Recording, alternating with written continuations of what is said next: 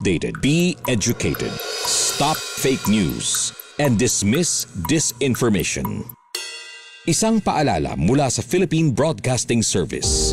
Kapag hindi nakikita sa social media, ang PIA Region 2 po ay inopen po ang ating opisina para lahat ng mga media entities ay dito muna maglagay. Hindi ibig sabihin walang ginagawa. Yung mga nagdaang bagyo po, talagang yung mga tao dito ay wina-warning namin sila na talagang mag-evacuate before the impact. Yung mga air assets po na na-request namin, nagdatingan po kanina, kaya nakaka-rescue at nakaka-relief operations po kami sa mga unreachable areas.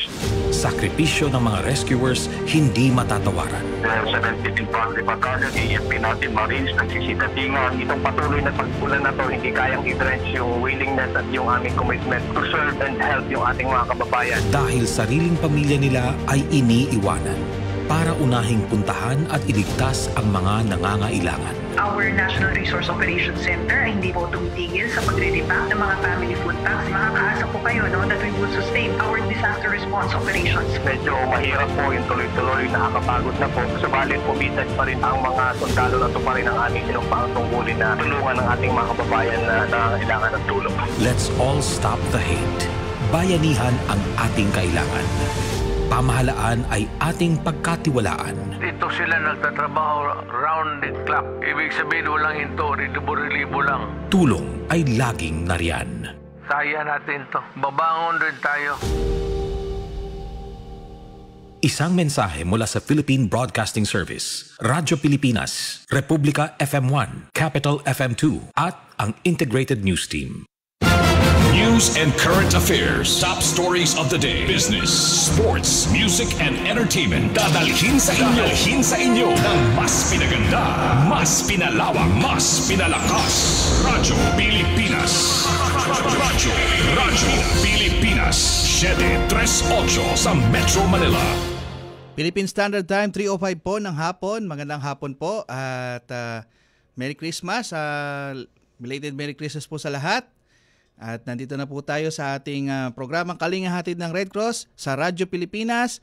Ngayon po ay huling linggo po para sa taong ito ng 2020.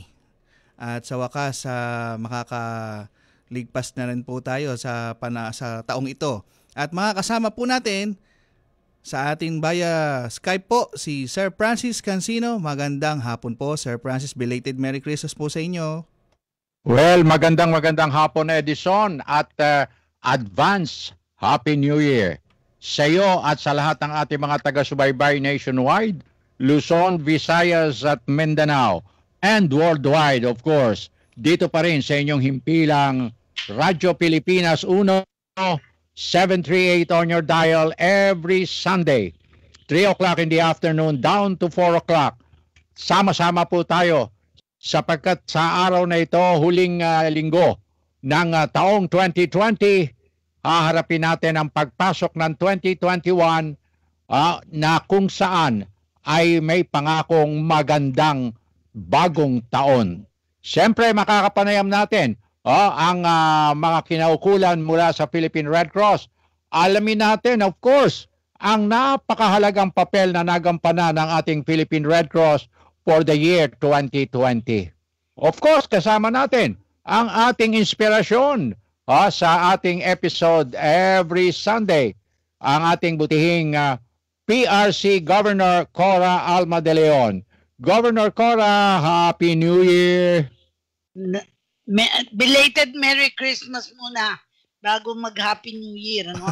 Pero natutuwa ako na meron pa tayong programa today at ang nauli tayo sa New Year na at meron tayong magandang balita kung sino ang makakasama natin ngayon. Opo, Ma'am Cora, Sir Francis, kamusta ang inyong Pasko po? Aba, di siyempre, konting salo-salo in the Noche Buena. Bakatapos nagpasalamat tayo, sama-samang prayer, buong pamilya, ganun lang kasimple, ganun kapayak ang ating pagdiriwang ng kapanganakan ng ating tagapagligtas. Na-miss ko nga pumunta sa bahay ni Ma'am Cora, hindi ako nakapunta. Bakit iniimbita ka? Sa inyo, Sir Francis, tulog na kayo nung tumawag ako. Aba, iniintay kita, nakatulog ako. Saka iintay sa'yo. Okay. Well, anyway, Edison, napakaganda ng ating episode ngayon sapagkat dito ididetalye at ilalarawan ng ating resource person ang napakalaki at napakahalagang ginampanan ng ating Red Cross sa 2020. Oo nga po, Sir Francis, Ma'am Cora, at atin tayo magpasalamat po sa kanya at binigyan tayo ng paunlak para guest siya sa atin for the first time dito sa ating programa, Sir Francis, Ma'am Cora. Ay syempre, yan po sa imbitasyon ni Ma'am Cora. I thank you very much, Governor.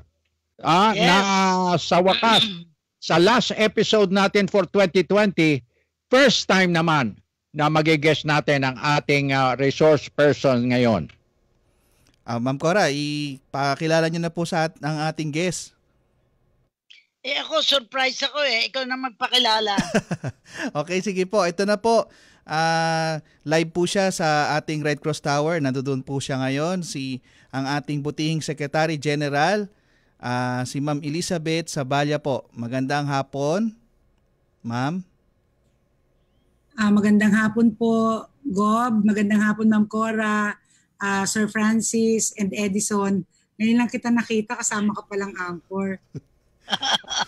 Magandang hapon po, SecGen, at advance happy New Year. Nagpapasalamat po kami at napaunlakan nyo ang ating episode ngayon, last Sunday of 2020 sa ating Kalinga Hatid ng Red Cross, ma'am. Oo nga po, maraming salamat po sa imbitasyon po at natutuwa akong makasama kayo for the first time po sa television. Sa na-understand ko naman kung bakit halos walang panahon ang ating SecGen dahil talagang punong-puno ng trabaho, lalo na dito nung before the Christmas season ay talagang siguro hindi lang hanggang lieg kundi hanggang ulo na talaga yung mga trabaho. Pero I'm so pleased na si really has been able to carry on the task as Secretary General, and kami na medyo na lockdown kami, ay hindi na kami makapunta sa Red Cross, kaya mahalagang marinig natin kung ano na yung developments sa mga programa ng Red Cross, no? Okay. Siguro hindi na tayo mag-aaksaya ng mga minuto, Governor Cora, at samantalahin natin ang first appearance ng ating Secretary General ng Philippine Red Cross, Madam Elizabeth Sabalya. Madam Secretary General, gaano po naging ka-challenging ang taong 2020 sa Philippine Red Cross? Sir Francis, Lisa na lang po, at again, magandang hapon po sa inyong tatlo at sa inyong mga tagapakinig. Sa tingin ko po, lahat po magsasabi na ang 2020 po napaka-challenging.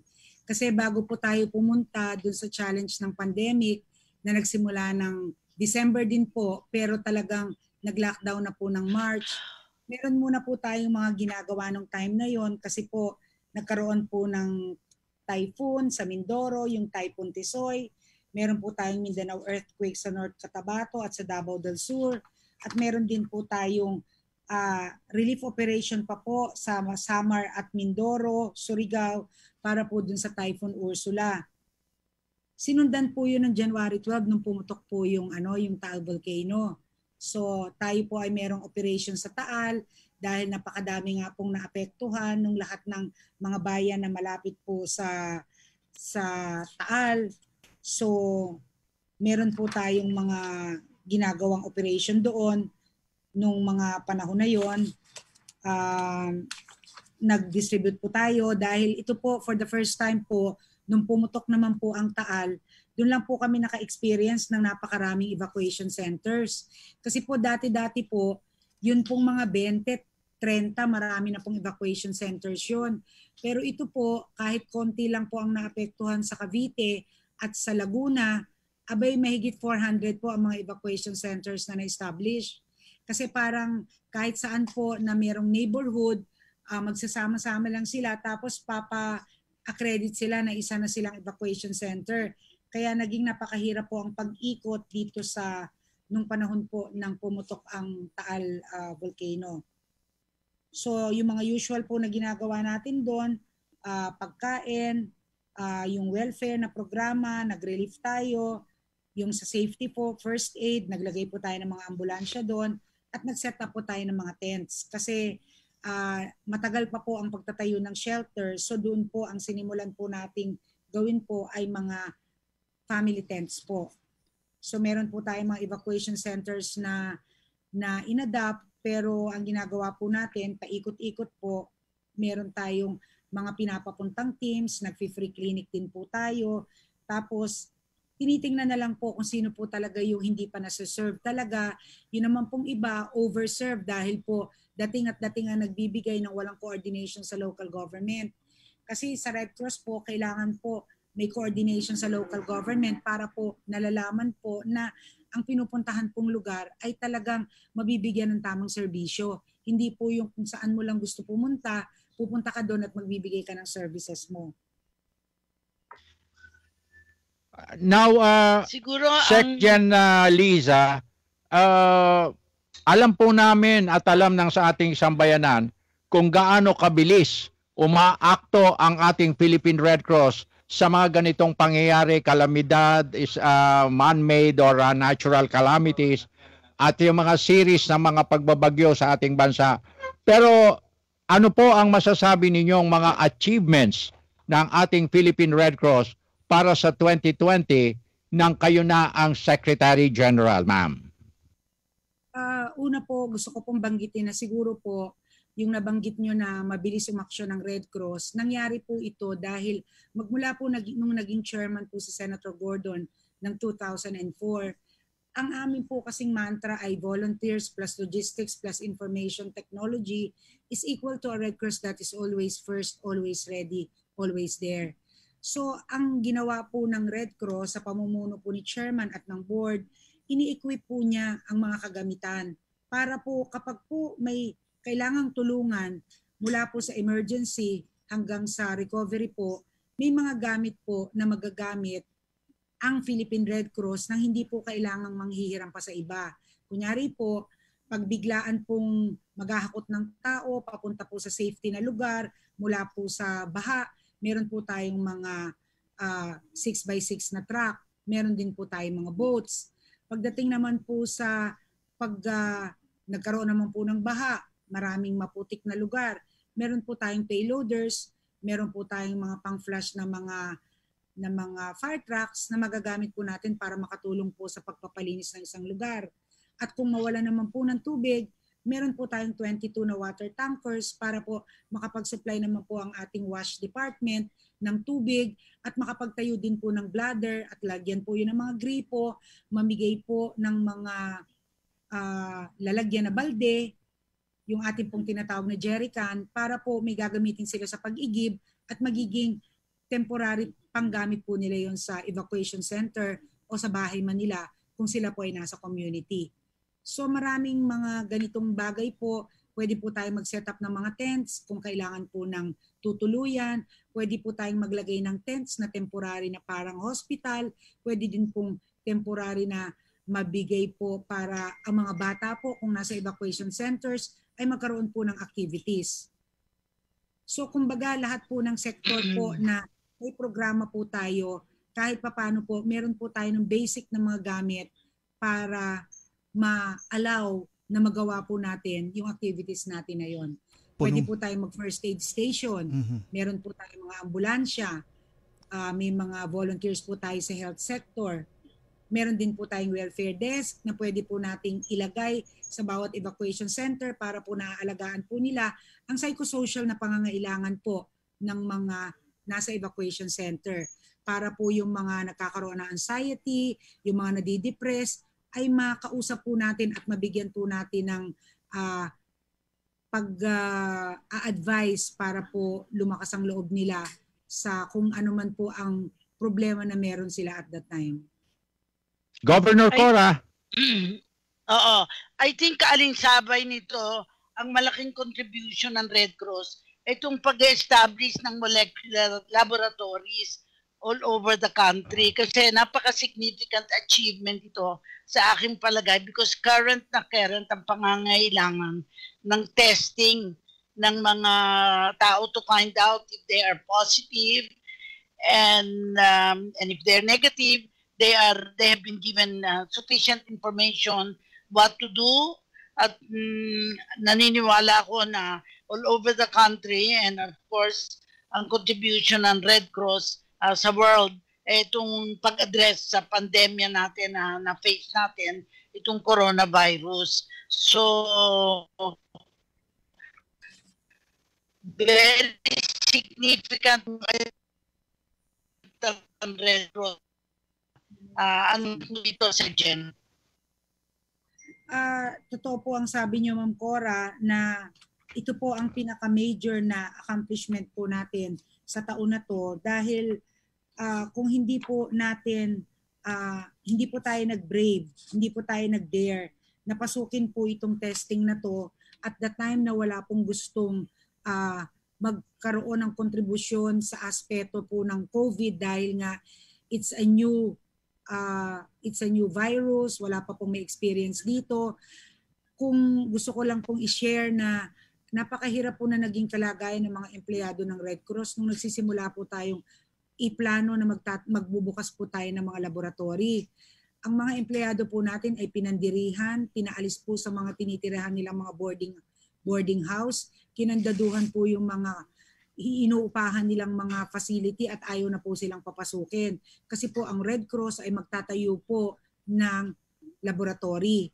Pero ngayon po sa tingin ko, napaka-proud naman po ni Red Cross sa achievement po niya dahil mga mahigit 1.5 milyon na po, 1,565,000 po ang natetest na po niya to date. At ang susunod po sa atin na private na company ay nasa kulang 0.5 milyon pa lang po. So tayo ay 1 million apart in terms of testing. Sa dami po ng hirap na pinagdaanan natin sa simula, yung nanghingi po ng mga donation po si Chairman para maging simula po sa pagbili ng equipment, hanggang sa pagpapatayo po natin, na minamadali natin, gusto natin in 2 weeks time maitayo na po ang bawat isang laboratorio at ganun din po nagmamadali tayo sa pagbili. Nagkonsulta tayo sa iba't ibang grupo at nagpatulong din po tayo sa Red Cross Society of China, kay Ms. Gwen Pang na dati po nating Secretary General. Lahat po sila ay naging instrumental po para mabili po natin itong Sansure testing equipment na at that time siya rin pong ginagamit ng Department of Health. So doon po tayo nagsimula. Pati po ang Embassy of Korea, nakonsulta din po natin yan, yung ambassador po natin sa China. Pero nung nag-decide po tayo na yung Sansure po ang bibili natin, yun na po ang ginamit natin magpahanggang ngayon. Para po iisang klaseng test kits lang po ang gagamitin natin. Yung medtech po natin na na-train na po doon para maging ma-perfect na po nila talaga yon. So sa ngayon po may 13 testing areas na po tayo na mayroon pong capacity na makapag-test po ng mga 42,000 a day. Pero hindi naman po ganun karami ang nagpapatest, pero tayo po ay naka-ready na kung sakali po maaprubahan po yung gusto nating magkaroon ng saliva testing na mas mura, kung mapayagan na po ng gobyerno ito dahil mahigit 4 na buwan na po yata ito o magli5 buwan na mula nung nasubmit po natin pero hindi pa po naibibigay ang approval ng Department of Health, ay siguro po mas marami pong magpapatest pa po sa atin. So sa ngayon po, ito pong kakapasa po ng mga medtech po natin sa Pasig po, Pasig, Iloilo para po iserve niya ang buong Panay Island. Kasama po ang Antique, Aklan, Capiz at saka po yung ibang bahagi ng Iloilo Province at ganun din po yun pong Surigao del Norte. So mahusay naman po yung mga medtech natin. Take 1 lang po nung kinuha po nila yung kanilang mga proficiency test. So kahapon po ng umaga, December 26, nagpunta na po ang 3 medtechs natin sa Surigao, 3 medtechs natin sa Pasig para po magsimula na po sila sa pagbubukas nitong 2 laboratory po na ito para maserbisyohan naman po yung lugar na kanya-kanya region na yon. para po hindi na sila pupunta ng Cagayan de Oro, hindi na po sila pupunta sa ibang lugar para magpa-test. Ang isang naging challenge sa Red Cross ay yung patuloy na pagte-test and yet na-delay yung pagbabayad ng PhilHealth. At nakita ko dito na sinuportahan natin ang katiyakan na ang PhilHealth will assume the responsibility. And I think ito naman ay na-solve na yata. Segjen, okay na ba yung ating relationship with PhilHealth? Nagbabayad po ang PhilHealth to the tune of 100 million a week. Pero ang problema po natin, araw-araw po nagtetest tayo. Lalo po ngayon na inaasahan po natin magkakaroon ng surge after po ng holidays. Pero ganun pa man po, kahit ngayon po, araw-araw po nagtetest tayo kasi araw-araw po may dumarating sa airport. Meron po mga mega swabbing ang gobyerno at sinusuportahan din po natin ito. Ang request naman po ng PhilHealth na magkaroon ng integration po sa sistema po ng information technology nila ay napagbigyan na po natin. Kaya tuwing susulat po kami kay Attorney Geran, ang lagi po naming sinasabi, since okay naman na po yung pinag-usapan sa information technology part, so ano pa po ba ang nagiging kailangan o problema ng PhilHealth, bakit hindi pa po niya, kung sinasabi naman niya po, syempre una hindi naman po tayo mukhang pera.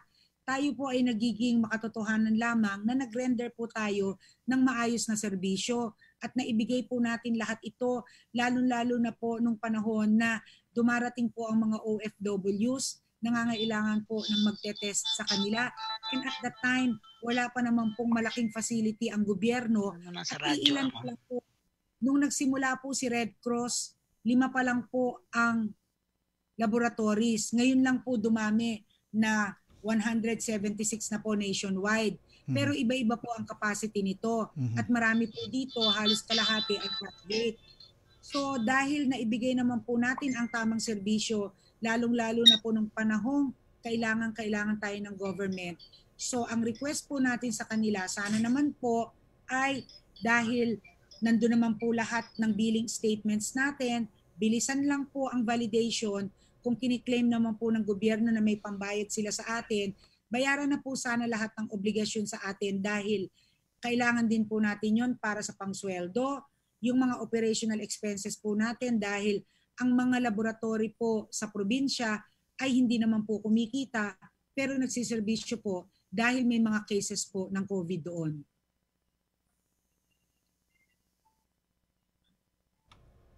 Oo. Ay, ang nakita ko talagang major achievement natin dito, yung pagsuporta natin sa pamahalaan because we are auxiliary to government. At the same time, kitang-kita naman ang ebidensya sa mabilisang pagbigay ng resulta. Kasi nakita ko na for a while, ang nagiging reklamo din ng mga taong kumbaga dumadating sa airport na kailangang matest. Pinaghihintay pa sila sa hotel. So nakakagastos pa sila. Kaya nakita ko yung opportunity na mabilis na makuha ang resulta. They don't have to stay very long in the hotel. At nakaroon ako ng experience na meron akong tinulungan na sundo sa hotel para maihatid siya. Sabi niya, yung resulta naman pwedeng ipadala na lang sa bahay nga at definitely negative naman. Kaya galing itong pasahero na to, galing sa Malaysia. Kaya naniniwala ako na yung mga ganun situation, ang Red Cross nakakatulong pa rin sa mga taong nangangailangan ng ayuda o assistance para matugunan yung kanilang mga pangangailangan. And speaking of ayuda, Red Cross have been also giving cash resources sa mga areas. And I think paliwanag natin under what circumstance nagbibigay tayo ng tinatawag na cash grant para cash program yata, no? Cash grant po 'yun, Ma'am Cor. Cash grant. Cash grant at sa ang areas na ito kasi malaking tulong ito kasi hindi naman lahat nararating ng SAP at saka ng bayanihan kaya bayanihan man ito. Kaya siguro magandang iulat din natin kung saan nakabigay tayo ng cash grants. Kasi ito yung isang programa din sa paniniwala ng ating chairman na karagdagan itong tulong sa mga namumroblema ng mga biktima ng whether sakuna or biktima ng COVID. Apo. Ma'am Cora, bago ko lang po puntahan yon, gusto ko lang pong sabihin na tama po yung sinasabi nyo na ito pong dati po nagkaroon tayo ng mga problema nung nagsisimula pa lang po tayo. Wala pa po tayong magandang sistema. Nung pumasok po yung kaibigan ni Chairman, nagsimula po tayo kay May sa Opsen, tapos po yung kaibigan ni Chairman, sila Joy Dasal, tapos po ngayon po nagkaroon tayo ng COVID-19 platform. Sila na po yung nag-perfect po ng system na computerized na po ngayon. Hindi katulad po noon, minsan po 100, 200 ang nagvo-volunteer po dun sa PLMC para po maghanap ng mga pangalan at mga resulta kapag po nadidelay at nawawala. Sa ngayon naman po, kaya po nating magpalabas ng resulta ng 6 hours, 8 hours, at saka po yung normal po natin ngayon na less than 24 hours. Doon po sa sinasabi nyo mga ayuda, bago pa po kasi tayo magsimula, nung pong mga February pa lang po of last year, of this year, meron po tayong pinlano po na sinasabi po nating 4 pillars para po sa COVID-19 response. So sinabi po natin may surveillance, yung nagtayo po tayo ng call center at nagpaikot po tayo ng mga tao para alamin kung anong kalagayan nila. Meron din po tayong support sa healthcare systems kung saan po namigay tayo ng mga PPEs, ng mga tents, nagtayo tayo ng mga tents sa mga ospital dito sa Maynila at sa probinsya. Ganon din po yung mga binibigay nating psychosocial support na pati po yung sa mga prisoners, pati po yung dito sa mga mental hospital ay tumulong tayo. At dito po nakapaloob yung paggagawa po ng mga molecular laboratories at ganun din po yung convalescent plasma na tinayo natin ng mabilisan pero nakakatulong na po sa kulang 500 tao ngayon. At nanggagaling po ang mga dugo dun po sa mga gumaling na nagkaroon ng COVID. Meron din po tayong mga sinasabing community action. Dito po kasama yung pagbibigay po natin ng cash, kasama rin po dito yung pagbibigay natin ng hot meals, food support po dun sa mga nagkaroon ng COVID, at yung po mga binibigay po nating hygiene kits at mga tubig po sa mga nawalan po ng tubig. Ganon din po, ginawan po natin ng paraan para po magkaroon ng konting mga activities po, yung mga chapters para po makatulong sila sa pagtuturo nung umpisa, paano natin maiwasan ng COVID, yung magmask tayo, maghugas ng kamay, social distancing, yung mga hand washing facilities na pinamigay nila, nilalagay nila sa palengke, sa harapan ng opisina, sa mga public places.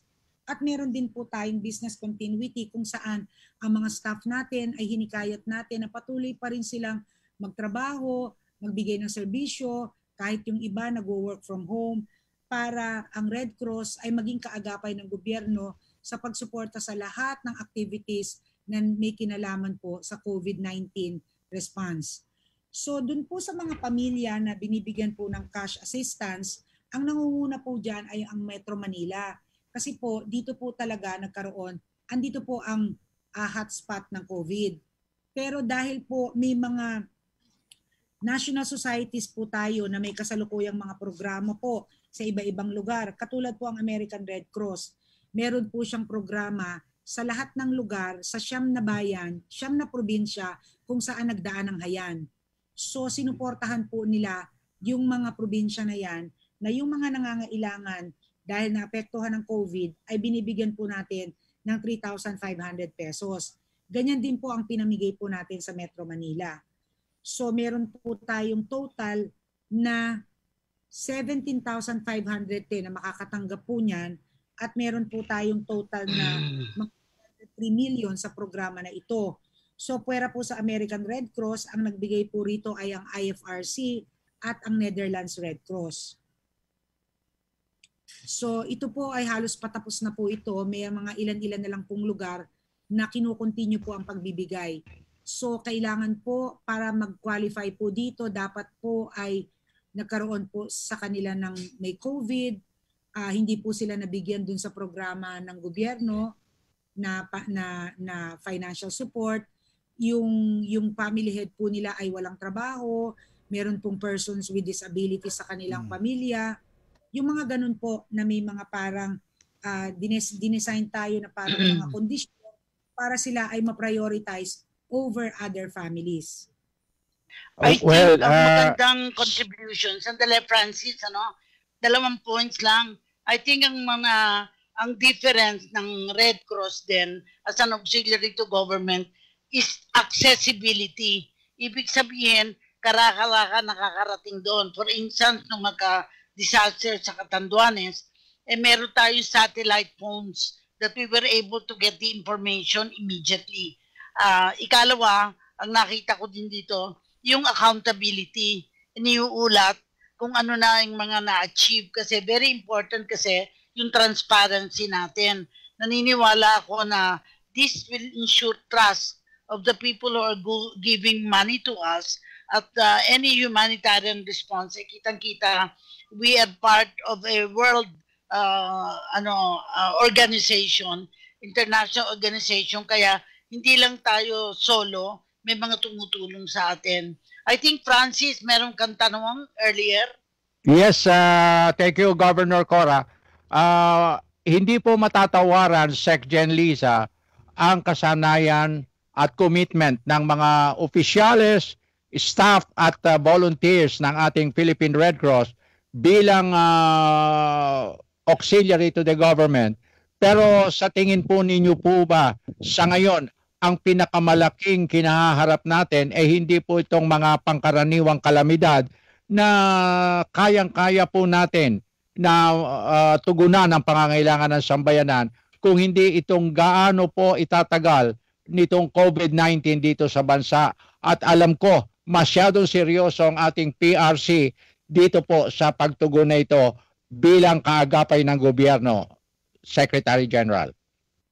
Sir Francis, sa tingin ko po, kailangan po natin parehong paghandaan dahil po kasi alam po natin na meron na pong vaccine ang COVID. Pero syempre po, dahil po naging madali po ang pagtitest po natin sa mga vaccine na ito, marami naman pong nag-o-offer pero hindi po natin alam kung gaano po talaga ang effectiveness po nito sa pag-respond po dun sa sakit.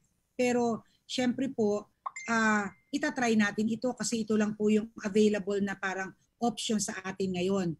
Pero gusto ko lang emphasize na ang mga natural disasters po because of climate change, syempre po sinasabi natin lagi, ang mga ulan, ang mga bagyo, ang mga baha, mas malakas po sila at akala nga na po natin yun na pong Yolanda ang magiging bagong normal. Pero dahil po late po nag-start ang tag-ulan, ina-expect po natin na hanggang first quarter of next year of 2021 ay makakaroon pa rin po talaga ng mga pag-ulan, pagbaha. Katulad po ngayon, meron pong low pressure area. Sa tingin ko, hindi lang po sa Maynila umuulan. Nanggaling po ako ng Olonga po, pero kaninang umaga, pero ang dinaanan po namin mula Bataan, Pampanga, Bulacan, lahat po umuulan. Hindi naman po malakas na malakas, pero continuous siya. Malawak po talaga yung pag-ulan sa low pressure area. So sa tingin ko po, pareho po natin bibigyan ng atensyon. I-improve pa rin po natin ang capacity natin to respond to the regular disasters and at the same time, ipagpapatuloy po natin ang paglaban po sa COVID. Kung ito na po ang normal, kailangan pong matutunan natin na maging bahagi ito ng normal na buhay natin na nag-iingat tayo. Ang bago po nating kaibigan ay alcohol. Lagi po tayong may face mask at face shield sa paglabas. At hindi na po talaga tayo dapat nagpupunta sa mataong lugar.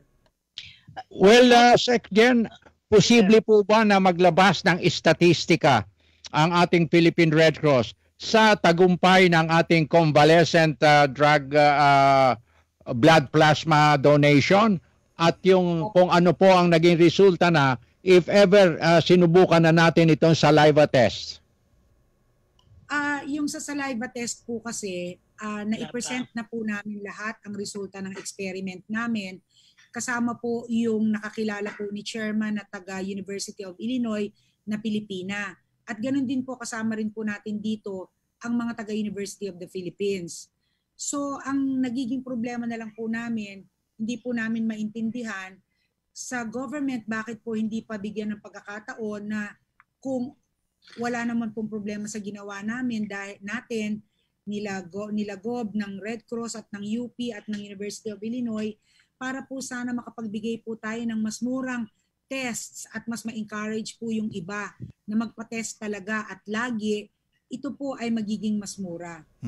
Ang tinanong niyo po kaninang convalescent plasma, meron na po tayong naipamigay po na 520 units.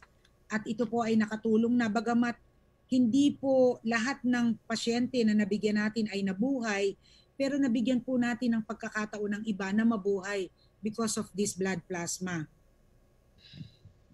Okay. At tayo po ay din po tayo, yung negative pressure ambulance para po yung pong risk po para sa ating po mga volunteers na nag-serve po as crew ng ambulansya ay mababa kapag sila po ay nagdadala ng mga pasyente na may COVID. Ganon din po kapag nagtatransfer po tayo sa mga quarantine facilities.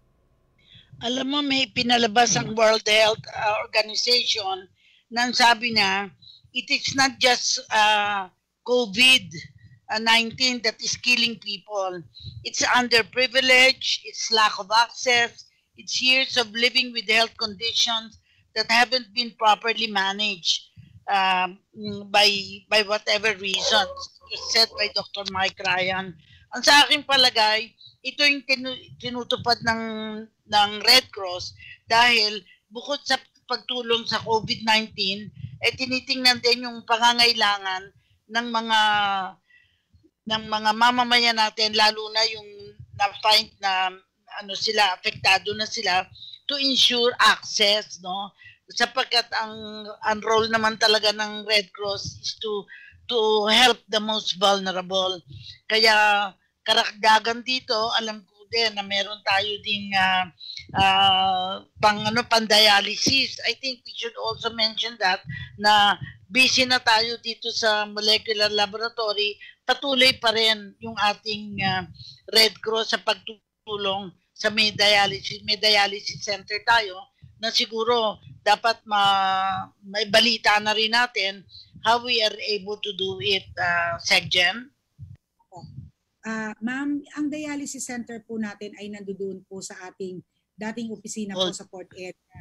Maswerte po tayo dahil si Senator Gordon po ay may mga kaibigan na siya pong nag-donate po ng mga chairs na ginagamit natin. So ang binibili po natin ay yung mga reagents po at yung mga ibang gamot, yung mga ginagamit po lahat para sa procedure. Pero sa taong 2020, muli po napakaswerte ng mga pasyente natin. Kahit 60 lang po ang pasyente natin sa isang buong taon. Sa loob ng 50 sessions, apat na sessions sa loob ng 52 weeks, ay nabibigyan po natin sila ng libreng serbisyo dahil si chairman po ay nakakuha po ng suporta sa Bloomberry Foundation. So pwera po sa pag-expand po natin in the future next year po, pwera sa pag-expand po ng ating mga facilities po for blood. Kasi gusto po ni chairman sa mga matataong lugar ay magkaroon na tayo ng pagkukuhanan ng dugo at hindi lang yung sa mga chapters natin. Kaya po magtatayo tayo ng mga blood. Kahit blood lang at blood collecting units. So ngayon po, lahat po ng tinetest po natin sa dialysis, lahat po ng nagpo-procedure po doon ay libre.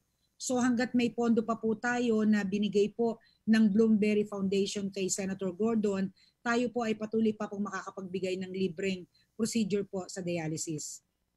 Bukod dito, meron din tayong Blood Samaritan program para sa ating mga nangangailangan ng dugo kasi parang first line of defense ng mga may sakit na kailangan ng dugo, Red Cross at DOH lang ang pwedeng mag-dispense ng dugo. And I think mahalaga na pasalamatan din natin ng PCSO kasi patuloy ang pagtulong nila kay Chairman Gordon sa Red Cross para marami tayong matulungan sa pag-access sa dugo. Opo ma'am, ang PCSO po at ang Department of Health po ay katulong po natin para po makapagbigay tayo ng Blood Samaritan Program kung saan po yung mga walang kapasidad po nasa government hospitals, may pangangailangan po ng dugo ay nabibigyan po natin nang hindi po sila nagbabayad ng processing fee. Gusto ko din pong banggitin na sa panahon po na to ay mahirap po ang pag-donate po ng dugo dahil marami pong natatakot mag-donate, lalo na po nung kasagsagan ng COVID.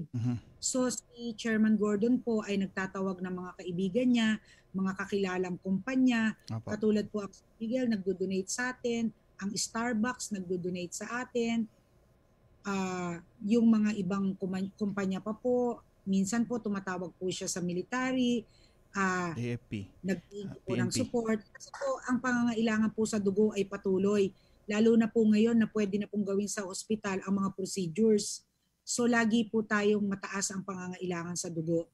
At tangbilin po ni Senator, kailangan ang may need na dugo ay hindi natin sasabihin na walang dugo. Kailangan ihanap natin kung saang branch o kung saang blood facility ng Red Cross meron. Kaya po kahit sa probinsya ang pangangailangan, dapat po ipadala natin sa eroplano para po makapag-supply pa rin po tayo sa mga ibang lugar. Ma'am Sec Jen. Oo, sandali lang po Sir Francis, Ma'am Cora. May piplay lang po tayong babati po.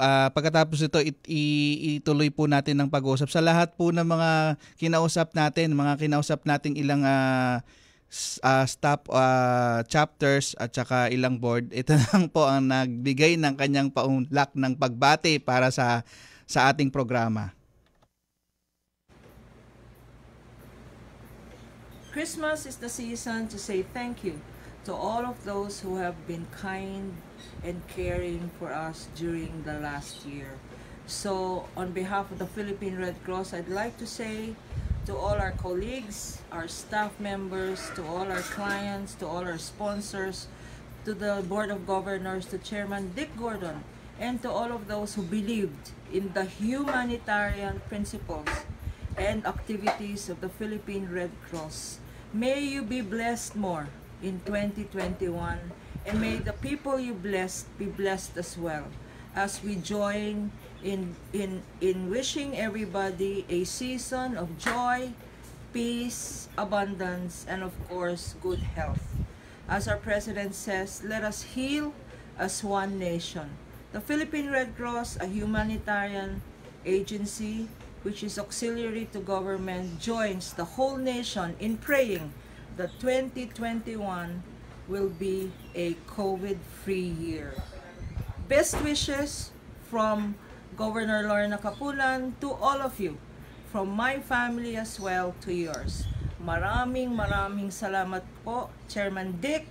Mabuhay kayo at mabuhay ang buong Red Cross. Thank you. Okay po, at babalik po tayo, Ma'am Cora, Ma'am Sec Jen, Sir Francis. Well, itatanong ko lang sana kay Sec Jen Liza, sapagkat napakalaki po ng ginampanang papel ng kainaunahan at nag-iisang barko na Amazing Grace ng ating Philippine Red Cross sa panahon ng napakaraming kalamidad na dumating sa ating bansa, sapagkat sa pamamagitan ng barkong yan ay naiparating kagad ng ating Philippine Red Cross ang mga pangunahing ayuda. Kamusta na po ang hinaharap ng ating Amazing Grace, Sec Jen?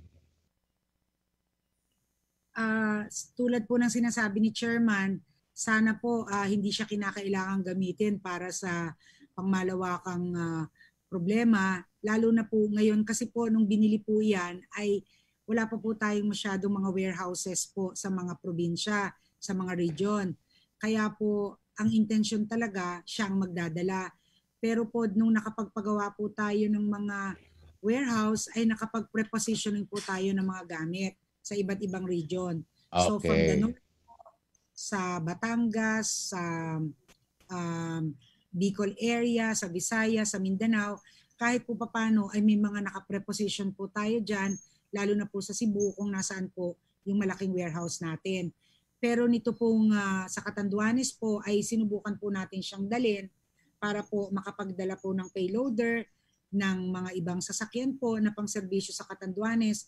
Ganon din po yung mga non-food items, mga jerrycans, mga hygiene kits at ilang yero po na dahil po naging importante po yung pinamimigay nating mga yero at toolkits para po mabilis po na mapalitan ang mga nawalang bubong po ng mga bahay po natin sa Catanduanes.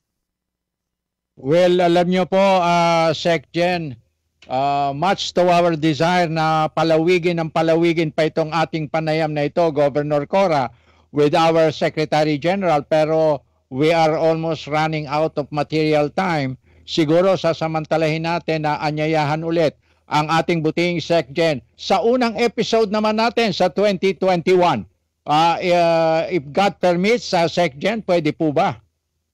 Opo, wala pong problema, Sir Francis. And okay, so hihingin namin ang inyong mensahe, SecGen, sa ating mga volunteers, frontliners at staff ng ating Philippine Red Cross. Opo, so sa pangwakas po, ang buwan po na to ay volunteer month pa po, December. Katulad po ni Senator si Ma'am Cora, yan po ay mga lifetime awardees po sa pagiging volunteer po nila sa Red Cross. Yun pong ang alam naman po natin na ang Red Cross po ay nabubuhay. Mas marami ang volunteers kaysa po sa empleyado dahil yun po ang talagang sumusuporta sa lahat ng operations natin. Iba-ibang klaseng volunteers, pwedeng tumutulong sa pagligtas, sa pagluluto, sa paggagamot, sa pagtulong sa ambulansya, sa pag-first aid, sa pagbibigay ng tubig, sa pagkukumpuni ng mga kung ano-anong gamit. Lahat po, anything under the sun, may ganong klaseng volunteer po tayo. So sa kanila pong lahat, i-recognize po kayo ni Philippine Red Cross sa January dahil hindi na po tayo nagkaroon ng pagkakataon ngayon. At alam po ni Ma'am Cora yan, tayo po ay gumawa ng ladderized parang programa sa mga volunteers para po may tinitingnan din po silang future sa pagiging volunteer po ng Red Cross. We cannot thank them enough. Katulad po ng mga staff natin, we cannot thank them enough for the dedication.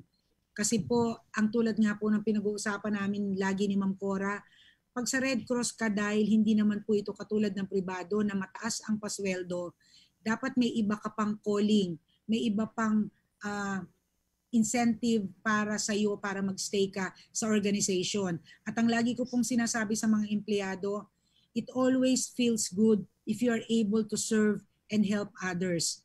Isipin na lang po natin may magandang karma sa atin sa patuloy nating pagtulong para makasave po tayo ng buhay ng iba. At